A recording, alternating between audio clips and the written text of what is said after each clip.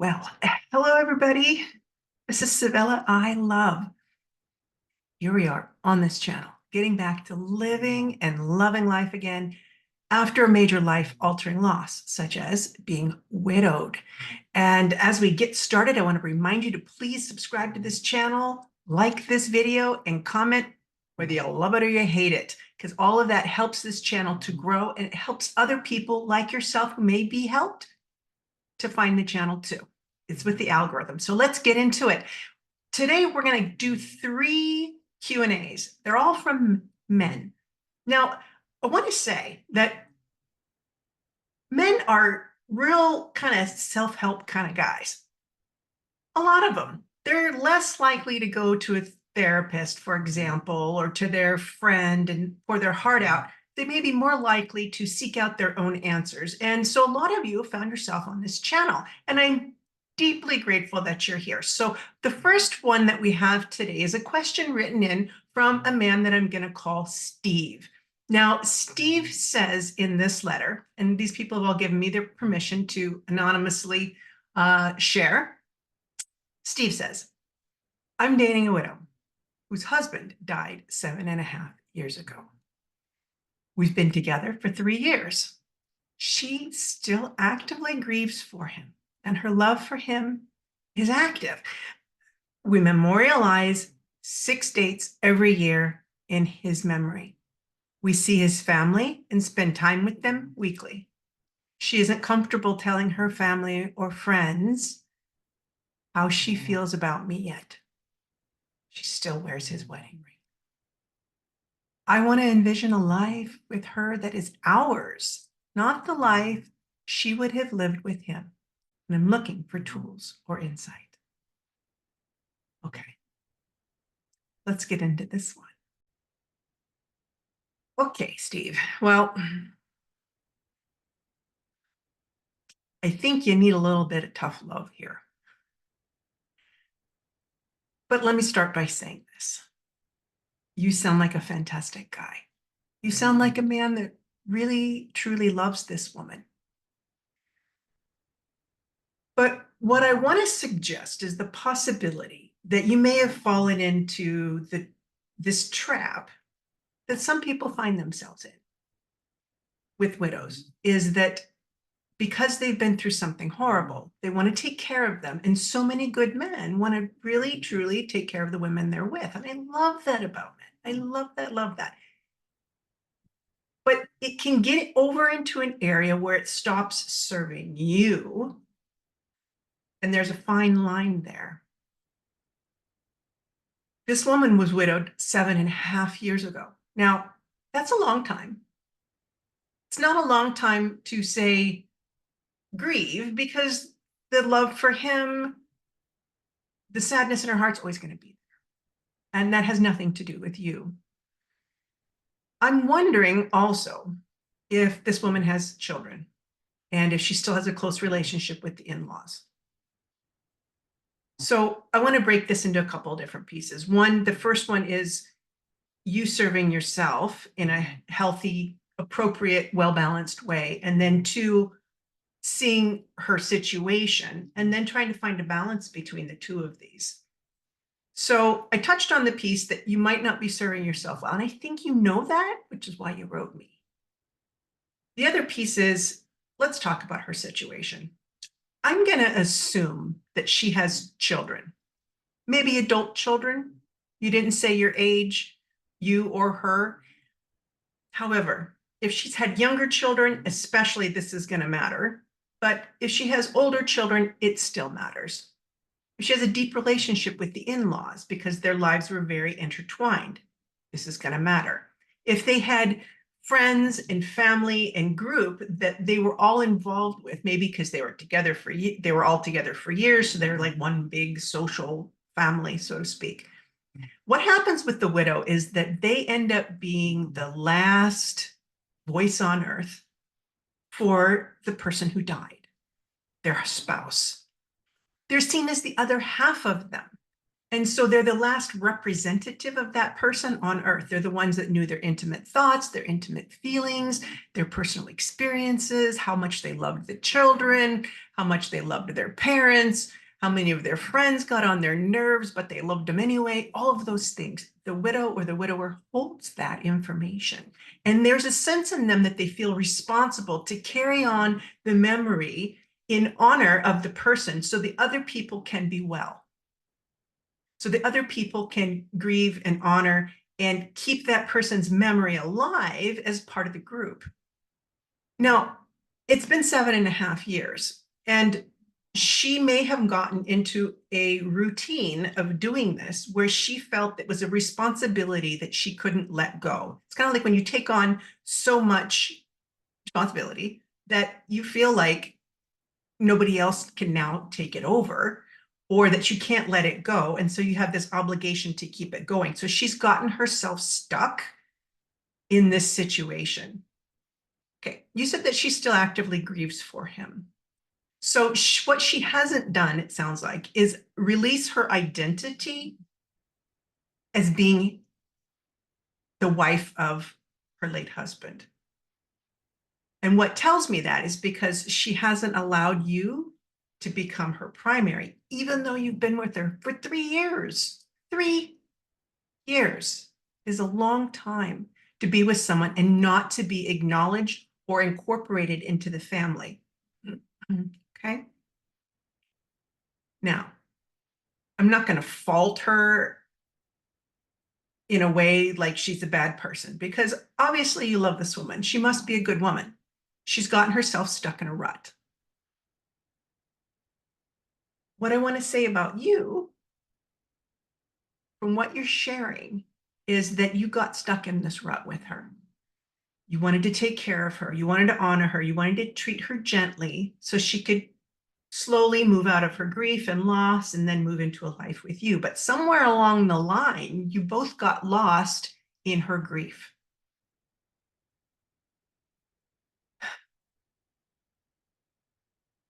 What I want to suggest to you, Steve, is that what's required of you right now is to create some boundaries.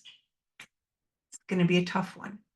To create some boundaries, and you're going to have to redesign the relationship from a very loving, provisional, masculine frame.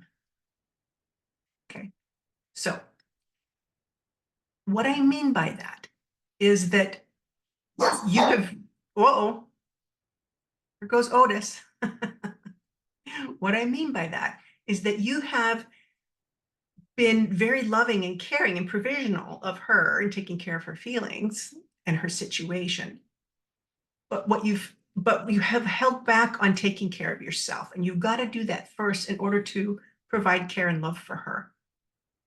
And in not honoring what you need, feel, think, and want, you've let that piece of your masculine frame go. So that means that she doesn't have a container with you to know where the boundaries are. That doesn't mean that you stand up and say, oh, this is going to stop, we're not doing this anymore, and follow my lead. It doesn't mean like that. It means to have the courage and the self-worth to stand in your own power, to know that it's okay for you to stand up and say, darling, I love you, and I need things to change. It's no longer okay for me to stand in the background of your life. If I can't have a full life with you, the alternative for me is going to be, I may need to walk away. I want to work with you, help you, love you, and support you for us to come out of the closet of this relationship and into the fullness of our lives. I want to have a discussion with you about what that will look like. It's time to make a change. I recognize this is easier said than done.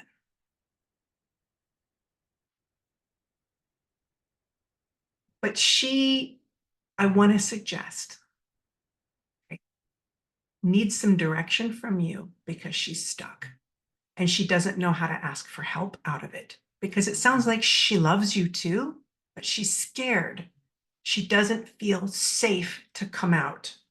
And so I want to ask you, as a man, how can you help her to feel safer to come out of the closet? To help and stand up, make a plan with her, to say, I want to help you make a plan of how this can be done so you can feel safe and secure moving forward, because I recognize this isn't going to be easy for you. And I know you want to be with me and I want to be with you too. And we need to make a change. Let's do this together. I'm going to be here for you. So you stand up and you take a leadership role to help her out of this sticky situation, assuming she wants to be with you too. You don't sound like a side piece in a passive way where she doesn't care about you, but she needs to be led out of it. Now, if she refuses this from you, okay, you're not going to be demanding or controlling or critical. You're going to provide with loving, caring leadership. You're not reactive. You're responsive to how she feels. Okay? And in the response, you provide a potential plan for you to be able to get out of it and brainstorm with her. What would it feel like for you? You're scared. I'm going to be here for you. We've got this. We can do this together. If she resists this, loving provisional leadership from you, providing a strong, safe environment for her to come out of the closet, helping her to feel safe, knowing that you're not going to just jump up and leave her at the first moment or, get mad at her or abandon her, but that you're going to help support her and you're going to create structure, but you're also going to have a boundary around what needs to happen.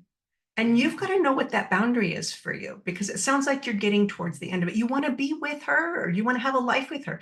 What you said to me in the beginning of that letter, or in that letter where you want a life that's yours and not one that would have been his, because really that's the role you've been filling in some kind of a way, not fully, but in some kind of a way. And it's not okay. You deserve to be loved. You deserve to have a full life and relationship with this woman. This is the one you can end up being with. And hopefully it works out.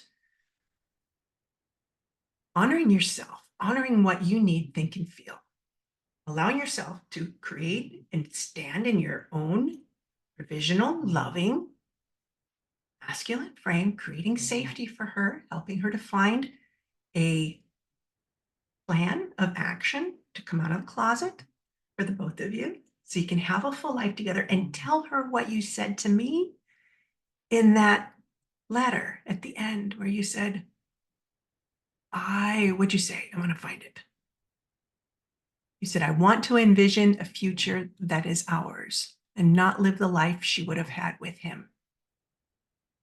That's powerful. So what if you were to say that to her, and you come to her in a loving way, in a strong way, and you say, darling, I want to envision a future with you that's ours. I want to live the life that you would have lived with your husband. I want to help you make a plan so we can come out of the closet of this relationship and into a life that's fully ours. I desire this for us. I want this for us. I need this for us.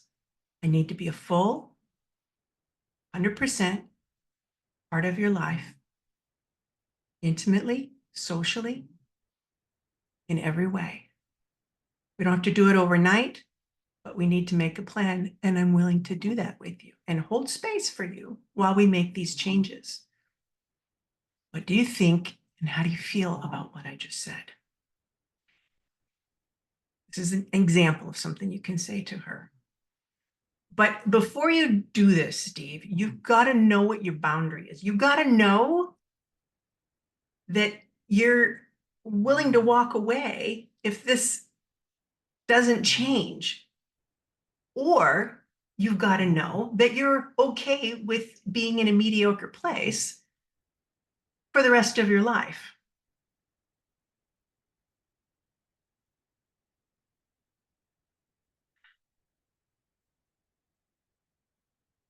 as women, and I can't speak for all of us, but as a strong, independent woman, her own business, my own life, education, blah, blah, blah,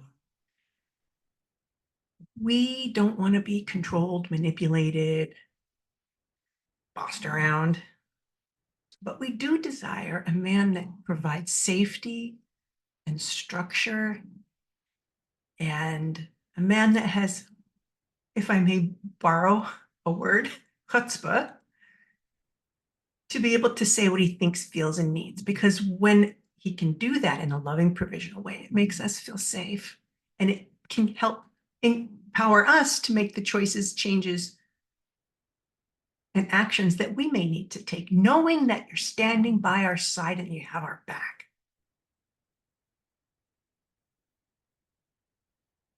So think on it. Imagine what this will be like for you. Where is your boundary? Are you okay staying where you're at and not stirring the pot? Or do you need to make a change? And if you do, it might look something like what I just shared with you. You've got to be prepared for what could be the outcome. But to remember this cardinal rule, if you do this, you want to be responsive, not reactive. And if you can do that, you'll stand in your masculine provisional strength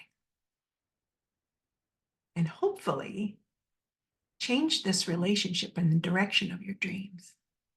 So you can both have a full, loving, happy life together. Now, this isn't enough. I do private sessions. I'm going to have a link down below if you want to schedule a private appointment with me, you or anyone else. I also see couples. So keep that in mind. And remember, subscribe to the channel and like this video.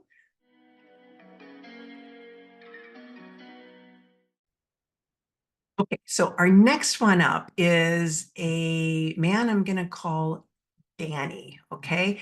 And this is what Danny had to say when he wrote in. He said, I've been watching your videos and got a lot of good advice. Thank you. I'm a widower who's in a relationship with a widow.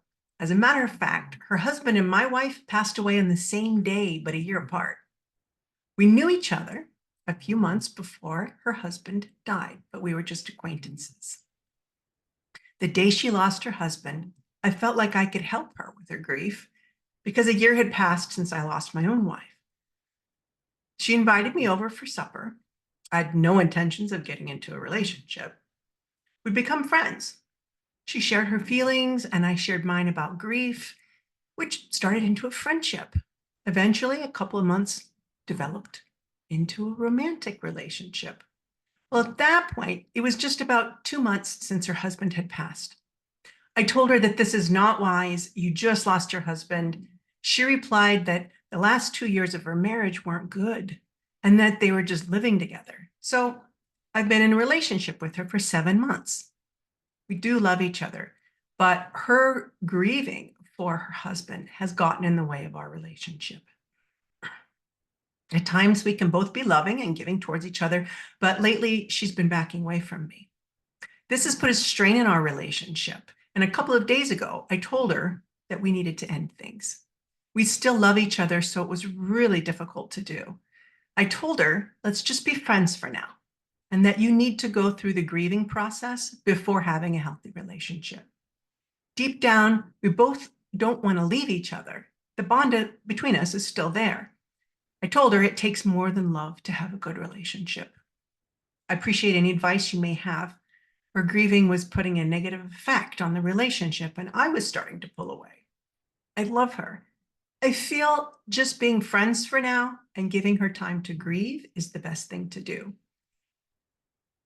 If it's right to be together, we can get together back down the road.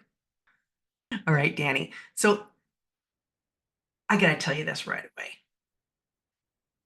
When I read your letter, what it made me feel was a sense of safety. And let me tell you why. Because You befriended her with the apparent intention of just being friends to help her out. She was an acquaintance and you wanted to be able to step up and assist this lady. But one thing led to another, and you became romantic very soon after her loss. Now, in the beginning of her loss, she was probably quite numb to what she had just experienced, especially since she had had 2 years of a bad marriage. From what you described, they're just living together, things weren't happy. This does happen. And so what that can feel like for the widow is, you know what, I wasn't happy anyway. I'm not happy that life had to end the way that it did. But now that I'm free, I should be able to do what I want and move on with my life. What she's not expecting is what that's going to feel for her down the road. What emotions are going to come up months and months later. So you being there right away, which you probably realize this, really stunted her grieving because you were so great to have around. I mean, how could she be anything but happy with a guy like you?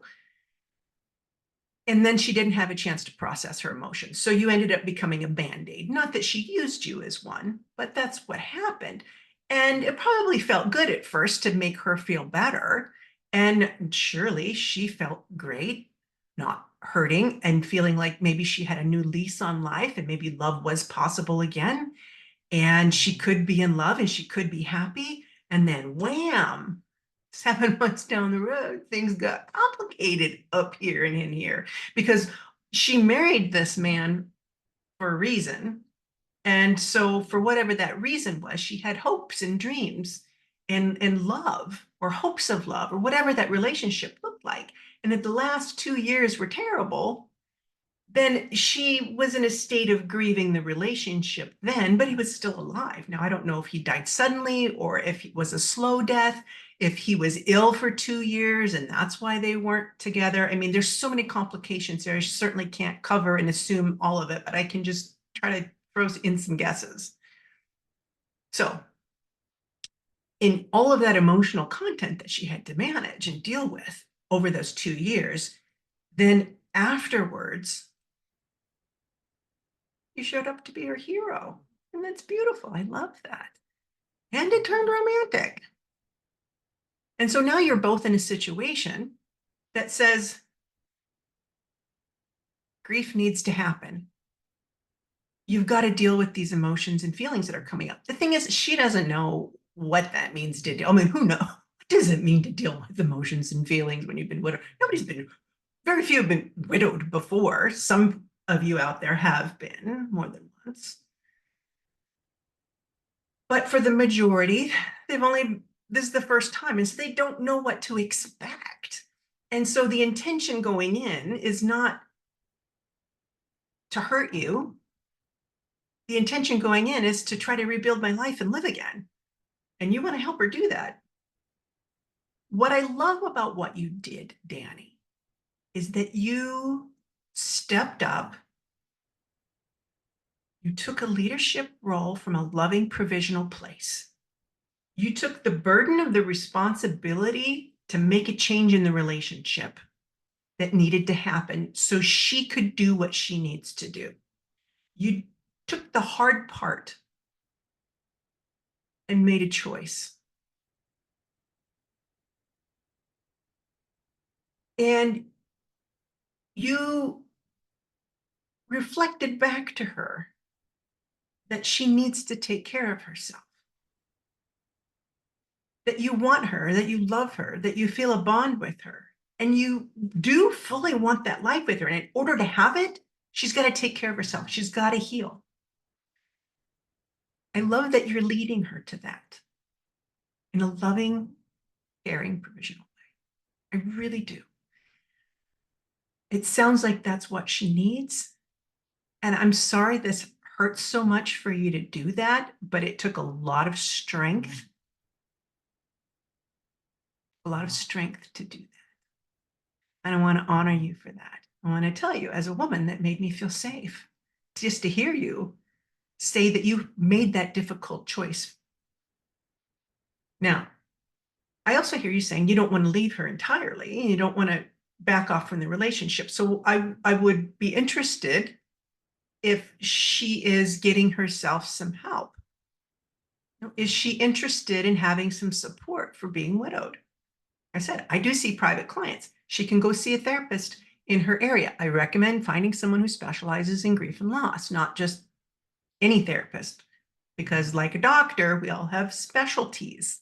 Okay. Just because they have letters behind their name doesn't mean that they're good at everything. And dealing with death and grief and loss is not everybody's favorite subject. So I recommend getting somebody who specializes in it. Want to talk to me? I have a link below in the description.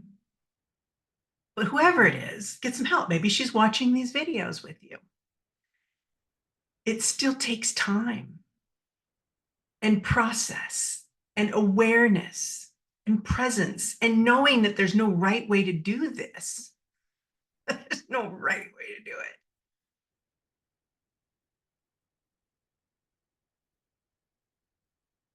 But that your intention for both of you is that you can both have a happy, full life together. And that maybe that means making some hard choices right now so the right thing can be done.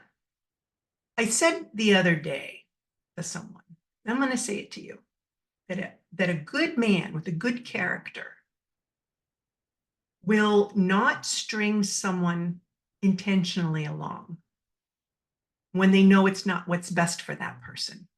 A man that truly loves a woman who knows that either he can't give her what she needs or that she needs something else. In this case, she's grieving. She needs some help. She needs time away from a romantic attachment to process her emotions. That's a sign of a good character. It's a sign of a good man. The one that's willing to make that hard decision, end things or take a break. A man with a poor character will be happy to take what she can offer and use it for his own gain. And that doesn't sound like that's who you are. So I want to honor the difficult decision you've had to make. I support you. And I hope that she gets the help that she needs. Not that she's a driving train wreck, but it's grief. You know, there's some good books out there. There's a great book by Megan Devine, which is It's Okay That You're Not Okay. One of these days I'm going to write my book and I'm going to be able to recommend mine, but I haven't done it yet. Anybody want to help me with that? Any ghostwriters out there? Anyway, take heart that these tough decisions that you've had to make are the ones that are going to lead you into the life that you want with this woman. And hopefully lead her into a happier, healthier way of being so you can more fully enjoy a joyful, happy woman. And she can more fully enjoy all that you have to give her because she's fully ready to receive from you. So I wish you all the good and best luck in the whole world. Remember, like and subscribe to this channel. I have to keep reminding people, like so many people don't subscribe to this channel. Like 75% don't watch this and go through all the videos, don't subscribe. Come on, help a girl out here. Okay, now we're going to be moving on to person number 3. And this guy's name is actually Nathan. He's given me permission to use his name. We're going to dig into his situation because Nathan says, Otis, what do you think, Otis? We want to talk about Nathan? Okay. Otis says, we're going to talk about Nathan. Okay. So Nathan says he just needs to vent. He says, hi, my name's Nathan. I am a widower. I'm 29. I'm just about 30. I lost my wife 13 months ago to a car accident, and it wrecked me from my self-confidence to how I feel as a person, to my religious belief. I questioned how I was raising our son and if I'm even good enough dad being a single dad. It's scary, almost as scary as losing your wife. I often talk about my wife to anyone that will listen, and I miss her so dearly. This widow's fire freaking sucks. And I recently met someone, and she's funny, She's smart. It just came out of nowhere. But there's a part of me who wonders, how can I love someone who isn't my wife? But there's another part of me that says, you didn't freaking choose this. I said, till death do us part, and I fulfilled my vow to the love of my life till the day she died. So how do I cope with this feeling? Because I learned that life is so short. And no matter how hard I cry, miss her, I can never have her back. I don't fight the guilt. I feel like I'm worthy of love again. But it feels different now. Like there's pain in my heart. And as soon as I'm alone with my brain, it's like I regret it. But it's just different. I don't want to become an angry lump on the couch like I was for almost 8 months after she passed away. I want the fire in my soul to relight. I go to therapy, and that helps me a lot with my PTSD and learning to control my new lifestyle and emotions. But in the end, I just want to know I can love my wife in heaven while being with someone on earth. So thank you, Nathan, for that. That was a very heartfelt letter. And I want to be able to address what you're talking about. So thank you for writing in.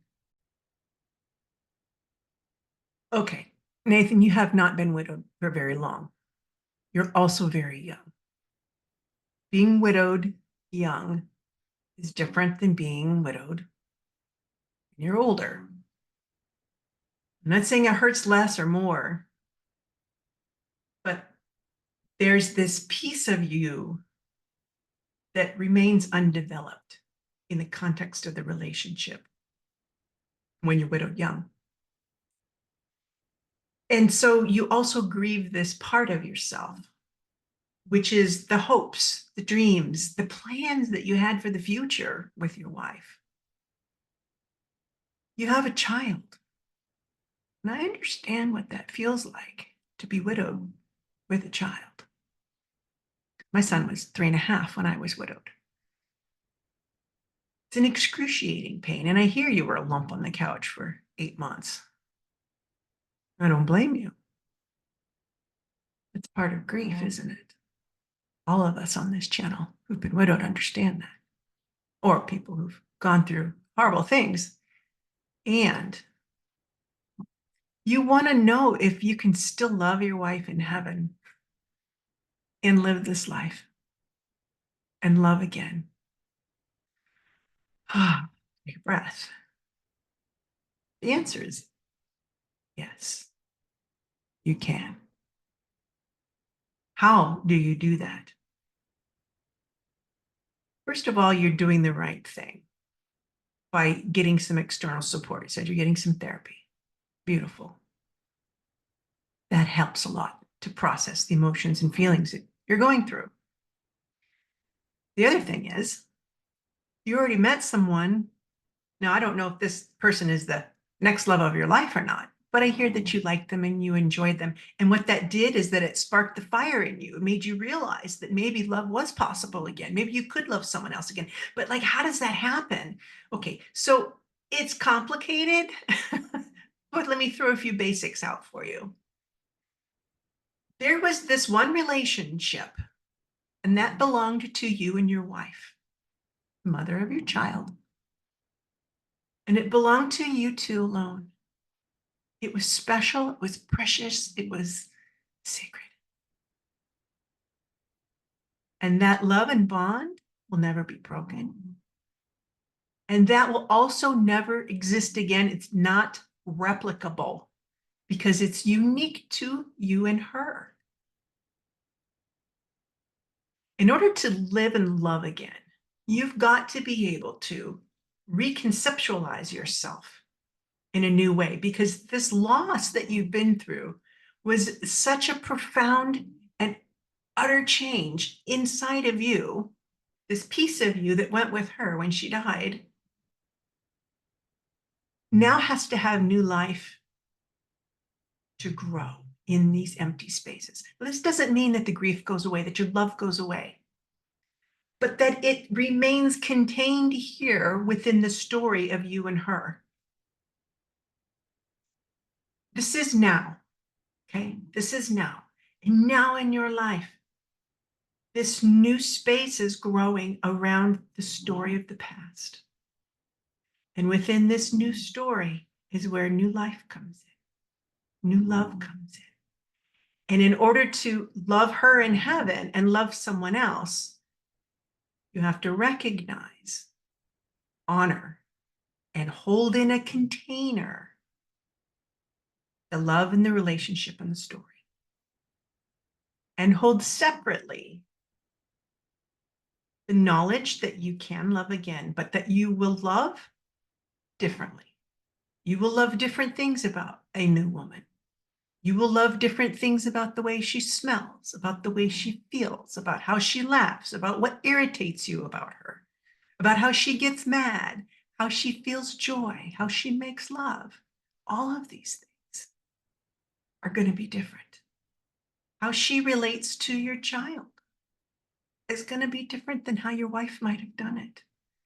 And you have to always recognize that this new person can never fill those shoes. You have to always see them as a unique and totally new way of being, new place, new thing, new world. And never hold comparison, because a client once told me that the comparison is the thief of joy. And I said, I'm stealing that because it's true. Comparison is the thief of joy. So you have to love her like a child, in an innocent way, that you see her for fully herself. And that you know, coming into this, you're a different man than you were when you met your wife. So you can't expect to be the same kind of husband to someone else that you were to your first wife. You're going to love differently. You may love a little more cautiously at first, or you may fully fall in because you want love again. I don't know what's going to be true for you, but I do know that if you can't love vulnerably, if you hold yourself back from fully embracing a new person for all of their unique qualities and embracing yourself for all that you are becoming, because you're not going to understand exactly who you are because of the loss, because you're rebuilding your life, you're rebuilding your sense of self. Your own identity has been altered forever. And although it's not a good thing that your wife died, it's a good thing that you can move into this in a conscious way to be able to embrace the reality that you are not the same man going in as coming out, unwillingly so, from that marriage. You're right.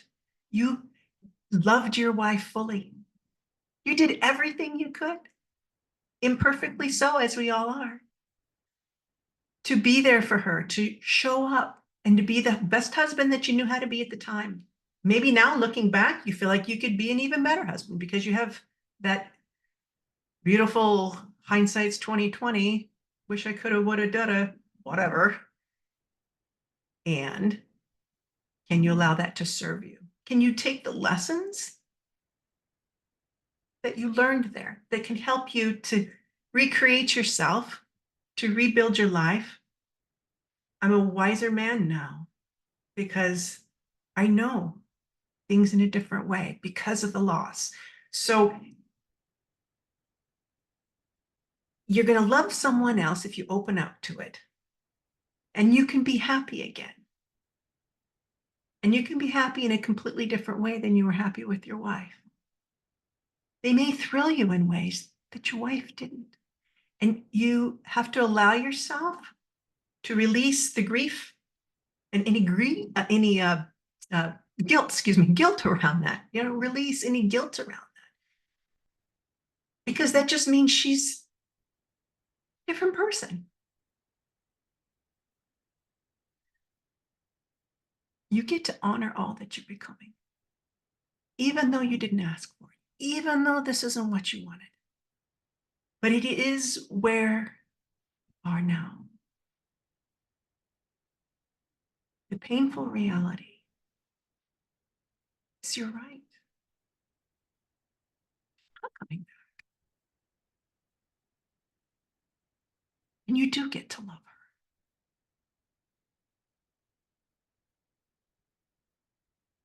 What I want to share with you is that you can hold your love for your wife in your heart to talk to your therapist about it. Talk to your wife when you're in a private place, in your car, you're having an anniversary. Depending on the relationship that you may have with someone in the future, you don't have to tell them everything. I'm not talking about lying. I'm talking about keeping sacred the love that continues, the eternal bond that you'll always have with your wife. And keeping that private like you would have. You didn't probably go around telling everybody about everything that you and your wife did privately. And it's okay to keep that sacredness. But you don't do it to the exclusion or to the comparison of any new love you have in your life. So maybe you talk with your wife and you say, I loved you with all my heart. And I loved you to the day you died. And I love you still. And my darling, I'm still here. I have a son to raise and a life to live. And this isn't what I chose, but this is what I was given. And I've met a new woman and she's lovely and she's kind and she's sweet and she's funny and she brings me happiness. And I want you to know that our love will never die. You have that kind of conversation in private with your wife on the other side. Hey, maybe she's going to talk. Maybe she won't talk back. Maybe you'll get a sign or a symbol. Be open to those.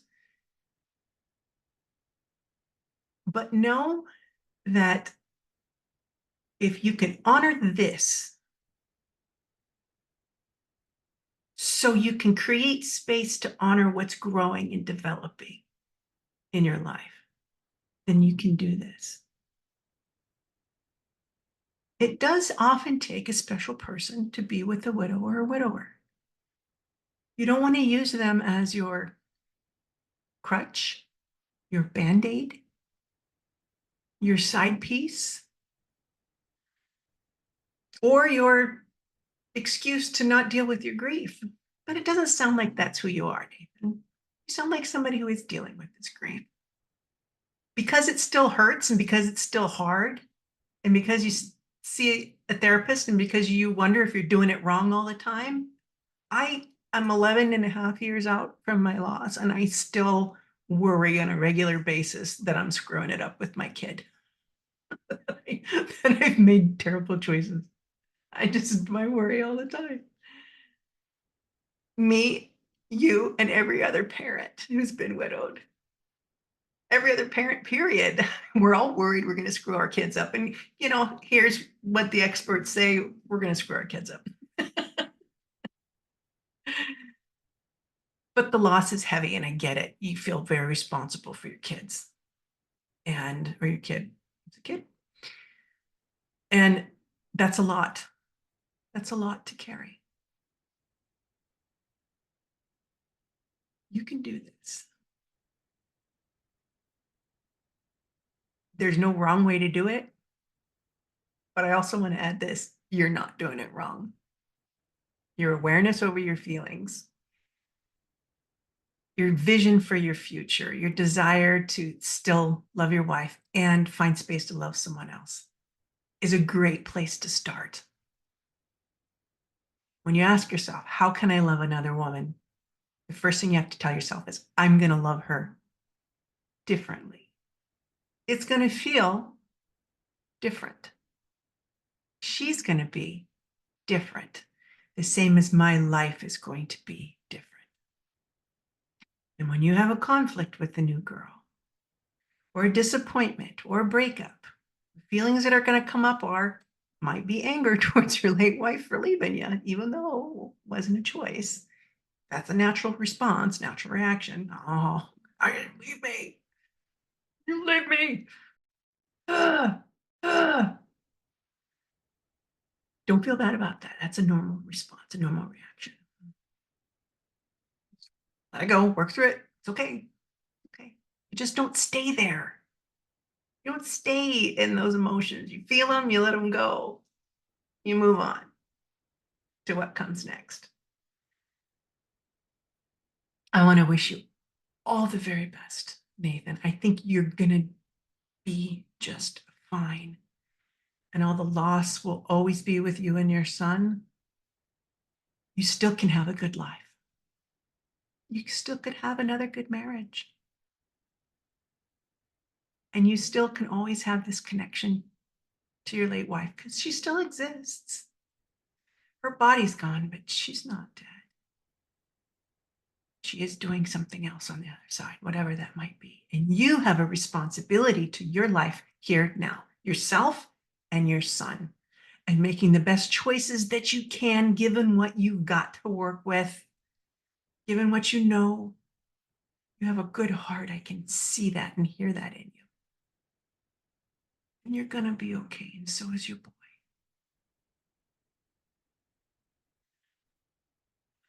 With that, I want to wish all of you happiness, love, joy, and the knowledge that it's possible for all of you to be able to embrace this life, to be able to live again, whatever that looks like for you. And that we're always in a state of becoming, we're always trying to do better.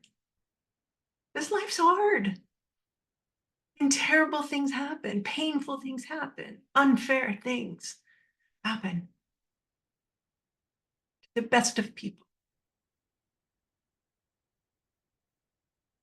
Our responsibility to heal through it, to embrace life again, and to get back up on the horse in the best way we can, however imperfectly that may be. But just that you're here in this channel listening shows that you're making a pretty darn good effort. So please, before you go, remember to comment, like, and please subscribe to this channel, and let's see it grow even bigger. Let's send love to all of you.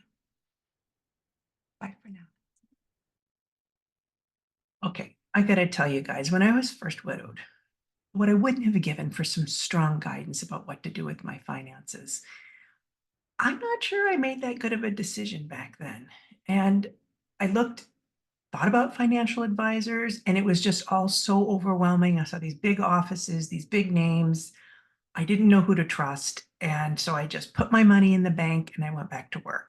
That's how I handled it at the time. I really wish Money Pickle was around back then. They're a company who saw a need for people like me to be able to conveniently and appropriately access and get matched to the very best financial advisors that could have helped me with my unique situation.